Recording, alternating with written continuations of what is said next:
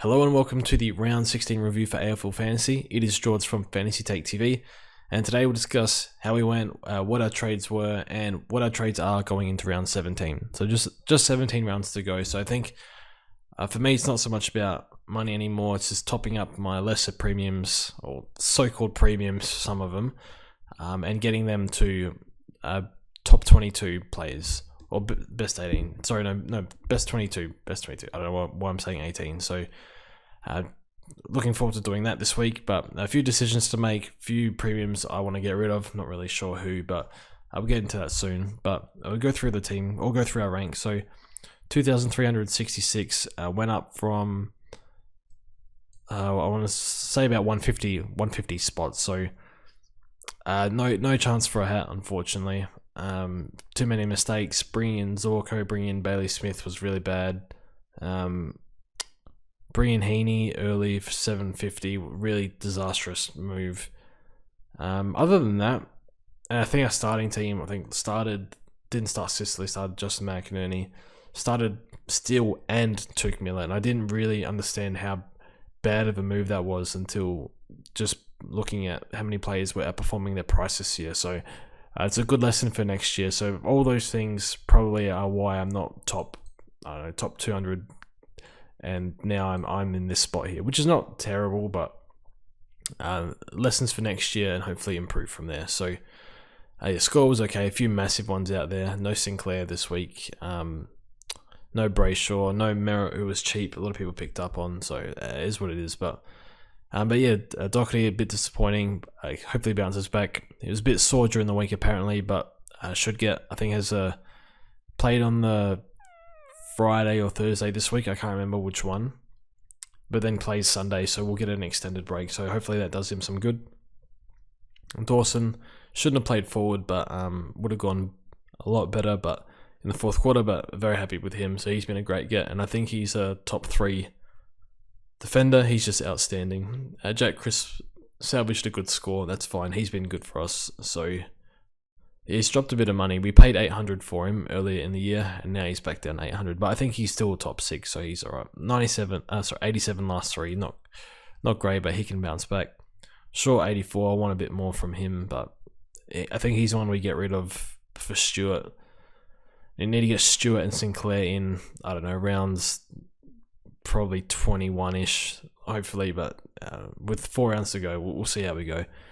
Hewitt 99, that's solid. I think, I haven't checked the CBAs, but I did read somewhere that Chera was taken out of the middle, so you would think that's good for Hewitt, Walsh, Cripps, I guess. And yeah, Sicily, Supercoach 140, Fantasy 80 happens, but I'm just spoiling a lot. Knock-ons as well, so don't get any points for that in this format, and it's just very hard to take marks. It's wet. You saw Kinelio drop a sitter on the wing, I think, or in the middle of the ground, I can't remember. So those sort of things happen in the wet. Midfield was okay. I say okay because I think people would have had 6 or at least 7 premiums go massive. So I think Oliver and Neil, Tuke and Steele, I think they got to be top 8 as long as Steele is all good. I think his contested position's a bit down, but his outside game's still pretty good, so that should hold him in good stead, and he's tackling really, really ferociously, which is great. So all these 4, unbelievable, very happy with them. Started Tuke and Neil. Tuke was a bad starting pick. He dropped 100k, so yeah, very silly starting pick, I guess, but could be worse. At least he's a keeper, no forced trade or anything, and scored okay, about 109 average now, and brought in Oliver for 900.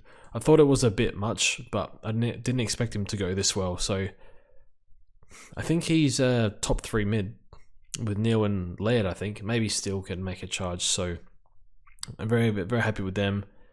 Walsh is a 3-round average of 85, so maybe not 85, 105. So maybe that's what we get from him. 0 marks on the weekend, which is strange, but maybe he just burns himself in the fourth quarter and fades out a little bit. It's happened a few times, but just runs so hard all game. But yeah, needs to put those points on early. But he can still run out games. Well, it's just he works so unbelievably hard. Like, ball's in the middle, he's there.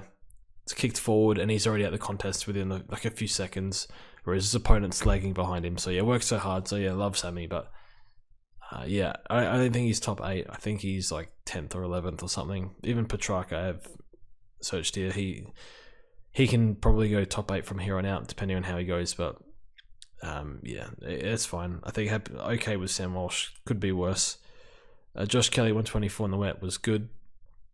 Titch 119, so finally got something from Titch. He's been last 3 of 90 average, so still not good, but given what we paid for him, it's not, given this score, it's been okay. So, or it's been disappointing, but not terrible. So he has to stay.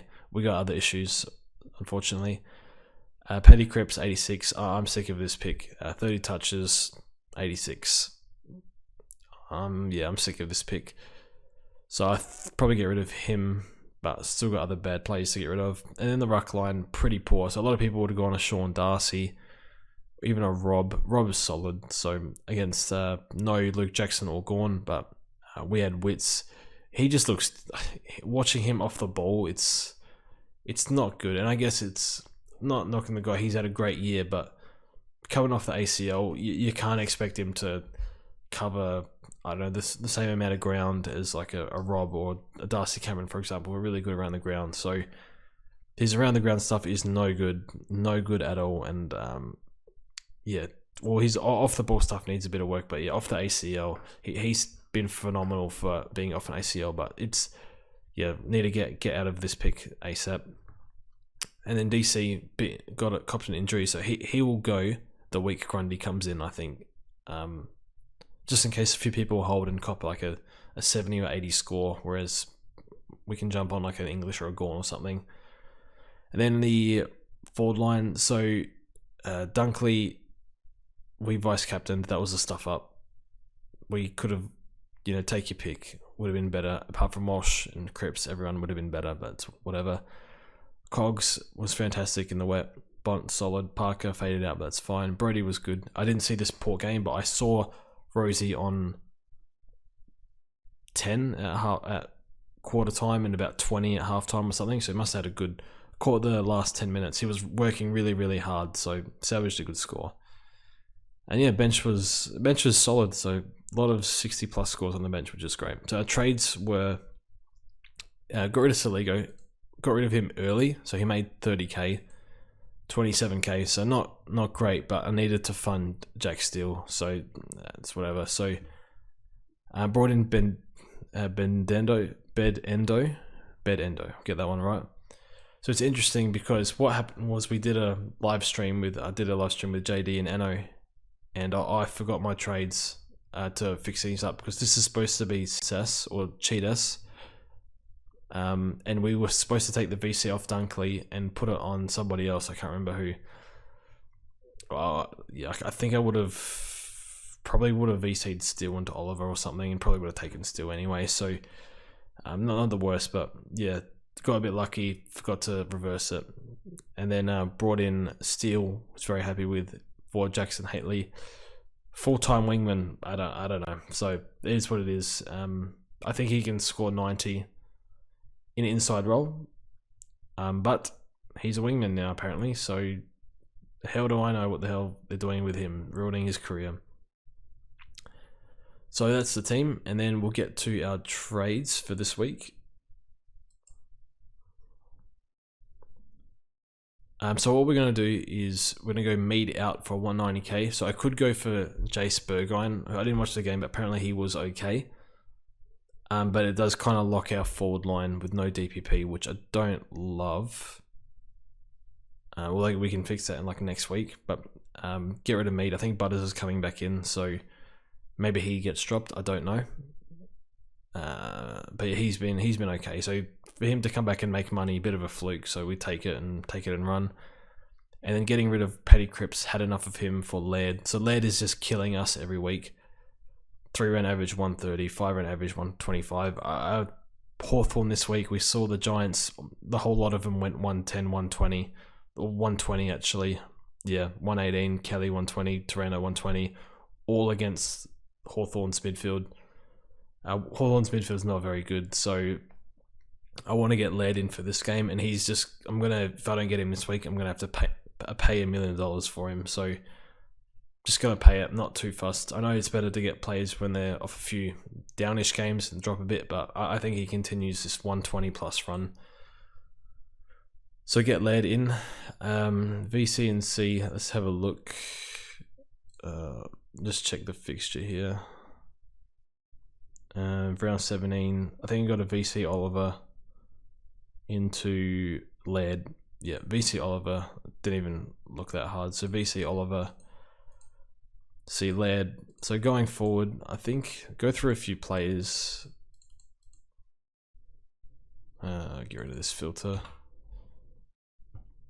So Taranto, basically Taranto's tog was up, CBAs were up, and he looked good. So I'm happy to wait another 2 weeks on Taranto, just to see if, at least 1 week so he backed it up. But if you want to go for him, I think that's fine. I think should easily be top 6, I think.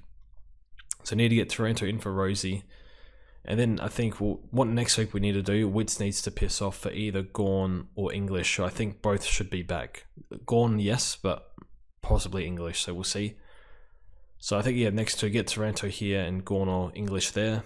And then probably Grundy's back, so need to fix Cameron to a ruck, so Gawn or English, whichever one we don't get. And then Titch will be Brayshaw. And then probably short to Sinclair or something like that. So we'll see how we go.